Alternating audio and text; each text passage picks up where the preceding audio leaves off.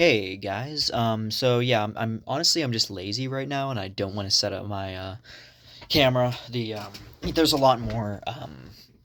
It's not that bad. I mean, it's like I just another thing is the battery life on it too is just one of those things I have to keep on changing out every now and then, and it's just enough that sometimes there's the occasional chance that I could turn off, but with the phone it's just straight on, and I have enough space on my phone that I can justify using it and be lazy for today. So yeah, but I did set up at least the light so you can see my pretty face. So today I'm going to be talking about Grendel, not the old Beowulf poem, or not the character from the Beowulf. It is from the Beowulf poem, the old epic English, from like I think the 7th century or 8th century, a while ago. That's like Dark Ages, way Dark Ages. It's an old. I always thought it was old English, but it's actually old. I think Nordic. Talks about King Hogarth, who's like a legendary, but like he may have existed. I think this is how far back we're talking, and it's like I think Hogarth was like a kind of Germanic name, so I think I don't know if it's Nordic or if it's but yeah, it's or Danish, I think. Yeah, I think it's Old Danish. Yeah. So this is the John Gardner book I'm referring to. He's an American author. I knew very little about him. In fact, I don't think I knew anything about him till I heard about this book, kind of offhand on other kind of booktube type things. Though I don't know if I would even say I'm a part of that, because I feel like even though I do a lot of books here on YouTube, I could kind of use that, proudly make that, slap that portmanteau onto my own thing. But I feel at the end of the day I'm just a guy that I'm not really. But anyway, at the end, I heard about Grendel was it's a 1971 novel, by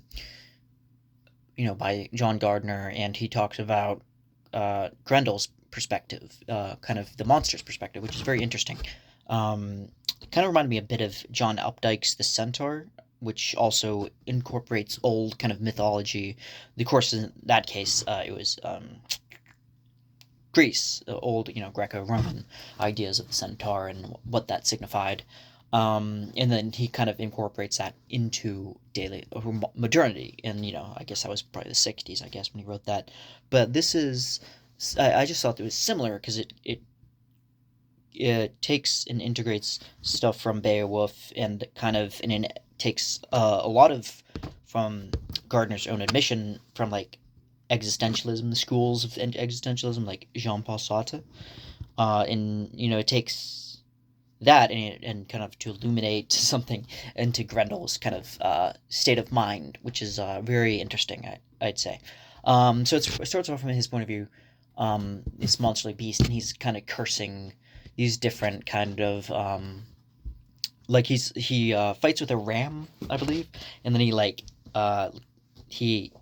kind of, I don't know if he loses partway through, but he, whatever it is, he kind of like gives up, and he curses this, there's this repetition of wah that that I really love. That's a kind of a indicative of Grendel's like very, he keeps like referring back to his mother, like, oh mother, like, why is this happening to me?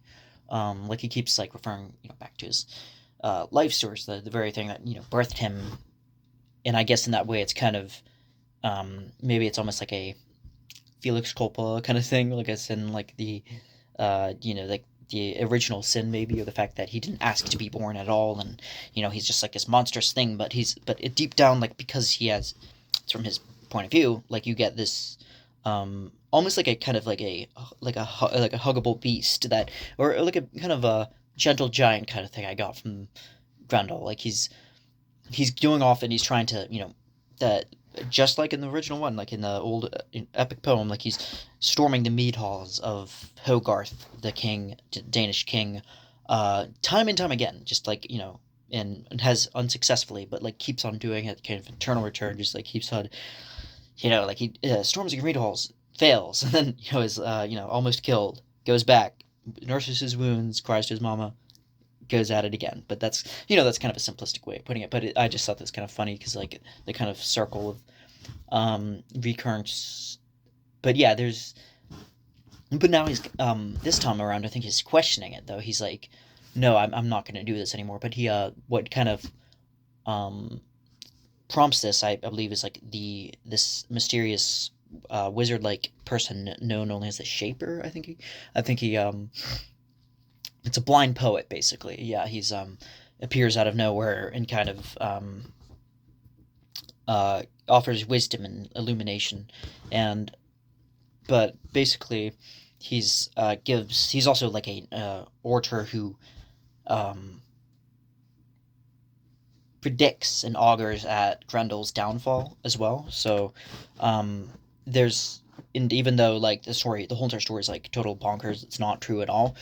Grendel still falls for it, so he's like not sure what to do, so he continues going at it. And there's a very funny scene with the dragon, this red fiery dragon that Grendel meets up partway through the novel. He goes into his cave, expecting to find like this very, intimidating, indomitable beast, and then what he's faced with is actually this uh, like kind of pathetic, mopey, depressing, nihilistic guy, uh, lethargic beast that doesn't really, is not using his claw, not really breathing fire in the way that he expected, but just kind of like laying there comatose and is just like, oh, is me, and then like this is like man is a mistake, or like he kept like kind of repeating kind of like old like nihilistic kind of immaterial, or I'm not sure if it's like solipsistic or kind of life is but a dream, or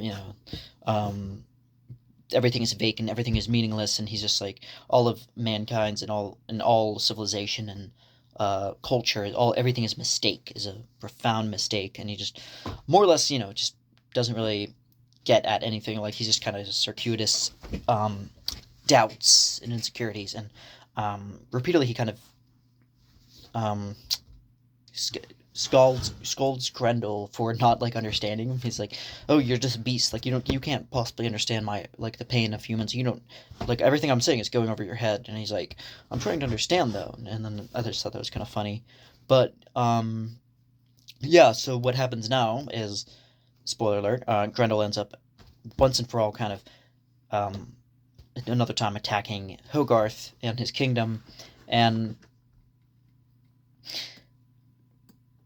like he's able to break in at nighttime when everybody's asleep, and um, is able to like eat everybody, and or he eats like just like one or two, and then the another one of the men he tries to attack is actually turns out to be Beowulf himself, and then they when they're fighting, Beowulf suddenly ascends into kind of being like this fiery demon himself, and basically is able to kind of copy all these ideas that the dragon, like kind of reiterating the same thing of the dragon. And there's another thing that the dragon kind of had the power, or at least offered some, like the illusion that he would give hope and protection and sanctity from death when he was like finally like after this storming the castle once and for all. And this really is the final denouement that Grendel experiences. He ends up tossing himself into the abyss because there's nothing else he can do. Like he's just but it does lead it up to a bit of the interpretation of the reader, of like whether he survives this fall or not. And then he kind of woes his mistake. I think like that's the last thought. He's like this curses himself for that mistake. But yeah, it's tragic. I think there's a lot of tragedy in it. Classic, almost classic, a bit Kafka-esque in the sense that you're giving like a lot of existential NY and angst to inanimate creatures, but you're giving animism and life to these things that otherwise don't have it. And that's the kind of juxtaposition I think is always like as even though it goes back to as old as fables, even, as even the original Beowulf had these like beasts and monsters and dragons that could speak, had the capacity for that, but at the same time there's something that's able to pervade through the ages, that there's like a strength to fables and stories. So yeah, Grendel by John Gardner. Definitely recommend. Not a long read, not too long. Um, Not too hard either. I thought this was almost like something that somebody in their it could also be like kind of like maybe seniors in high school might, anybody as early as that, maybe precocious kind of middle schoolers might be able to chew on, but like I think like maybe, but it I find it unlikely that most kids would be able to kind of um, understand quite the existential kind of inclinations of this novel. So, but I did find it like you could read it almost on two levels. So like kind of just like the classic um, story of tragedy, and then like maybe one more of get this Sartrean kind of um, uh, I guess contradictory thing as well. So yeah, definitely recommend this. And that's all I have for today. Thank you for watching.